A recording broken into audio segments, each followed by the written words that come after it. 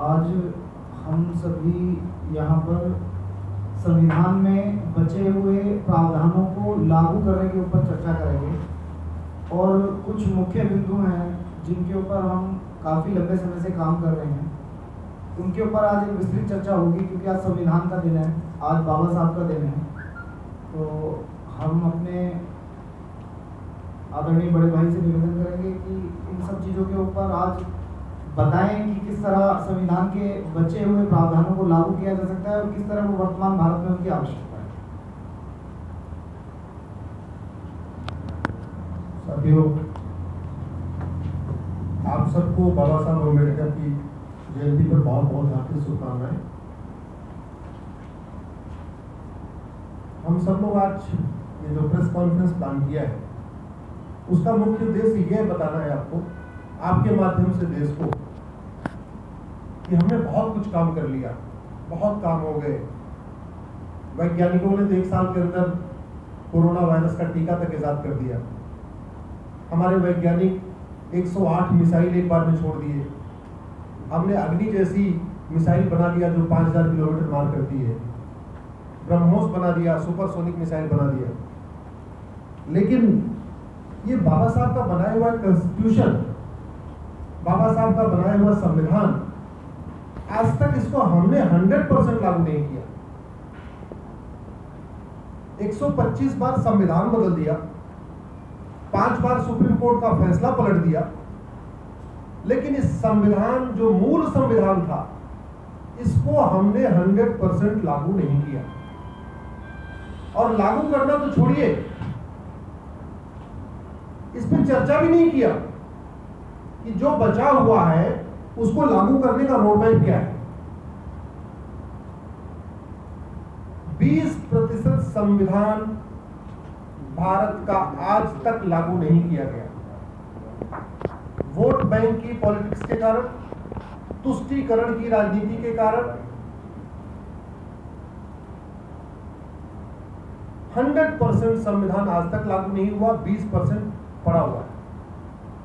और आज 14 अप्रैल को पूरे देश में सब लोग बाबा साहब को माल्यार्पण कर रहे होंगे। जो मानते हैं वो भी, जो नहीं मानते वो भी। जो बाबा साहब का नाम लेके सांसद विधायक बन गए वो भी माला पहना रहे होंगे। जो नहीं बने, जो बनने वाले हैं, जो बनने की चाहत रखते हैं, वो भी पहना रहे होंगे। हमारा उन सबसे ये कहना है, इस देश के सभी नेताओं से, सांसदों, विधायकों से, कि आप यदि आप बाबा साहब अम्बेडकर को मानते हैं, यदि आप बाबा साहब के संविधान को मानते हैं, तो उस बचे हुए संविधान को तो लागू करिए जो 1950-60 में लागू हो जाना चाहिए था। वो 2021 तक लागू नहीं हुआ। उसका सबसे पहला एग्जाम्पल मैं आपको इसी संविधान के माध्यम से बताना चाहूंगा। संविधान कहता है कि सबको समान अवसर दो, सबको समान अवसर मिलना चाहिए। आर्टिकल 14 कहता है सब लोग समान है। आर्टिकल 15 कहता है जाति, धर्म, भाषा, क्षेत्र के आधार पर किसी से भेदभाव नहीं होगा। आर्टिकल 16 कहता है सबको समान अवसर मिलना चाहिए। अब सबको समान अवसर मिलेगा कैसे? कलेक्टर साहब का बेटा अलग किताब पढ़ता है, क्लर्क का बेटा अलग किताब पढ़ता है, मंत्री जी का बेटा अलग किताब पढ़ता है, संतरी का बेटा अलग किताब पढ़ता है।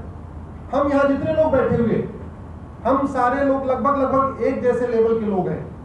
लगभग सब लोग यहाँ मध्यम वर्ग के लोग बैठे हुए। यहाँ जितने हम लोग बैठे, हम ही लोग के बच्चे अलग अलग किताब पढ़ते हैं।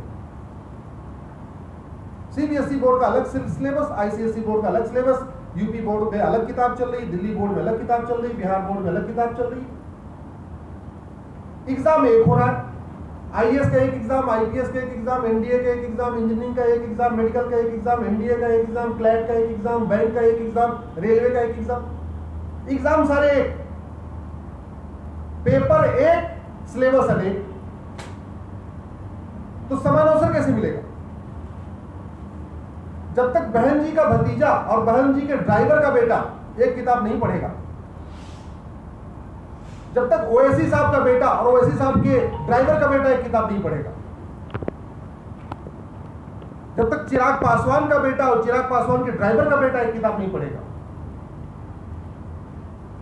कहने का मतलब, मैंने नाम ले लिए, मेरा कहने का मतलब कि जब तक इस देश में निम्न वर्ग, मध्यम वर्ग, उच्च वर्ग,